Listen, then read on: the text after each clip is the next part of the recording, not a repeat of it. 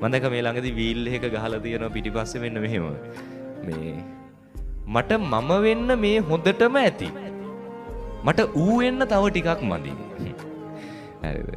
ඒක ඇත්තද නැද්ද? ඇත්ත. මේ ටික අපිට තමන්ට තමන් වෙන්න මොනවද මදි? මේ තියෙන ටික ඇතිනේ.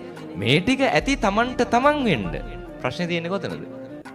අර උන් වෙන්න ටිකක් මදිනේ. ඒ ටික හොයන්න ගිහිල්ලා තමයි අපි මේක අසරණ වෙන්නේ. ඒ ටික හොයන්න ගිහිල්ලා තමයි අපි දුක් විඳින්නේ. හැම දෙයකම එහෙමනේ.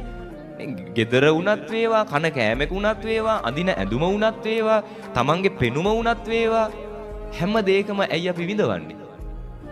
තමන් නිසා නෙවෙයි, අනුන් නිසා. අද ඉඳන් සතුටින් ඉන්න පුළුවන් මේක තේරුම් ගත්තොත් නේ. මං කියන්නේ මේක තේරුම් අරගෙන හෙට ඉඳන් මැටි ගෙදර හොඳයි කියලා ජීවිත කාලේ මැටි ගෙදර ඉන්න නෙවෙයි හොඳද? හරිද? මේවා මේ තේරුම් අරගන්නවා කියන්නේ හොඳ එහෙනම් හෙට ඉඳන් මැටි ගෙදරකට ගිහිල්ලා පොල් සම්බුලුයි බතුයි කාලා ඉන්නවා. ඒක නෙවෙයි තේරුම් ගන්නවා කියන්නේ. හරිද? තමන්ට පුළුවන් විදියට තමන්ගේ උපරිමෙන් ටික ටික දියුණු වෙන්න.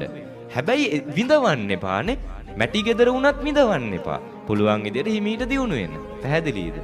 ඒ නිසා තමන් කරගන්න ටික ගැන හිතලා තමන් සතුට වෙන්න. එහෙම වුණොත් අපේ මිනිස්සු මං හිතන්නේ මෙච්චර දුක් විඳින එකක් නැහැ. මෙච්චර ඉක්මනට වයසට යන එකක් නැහැ.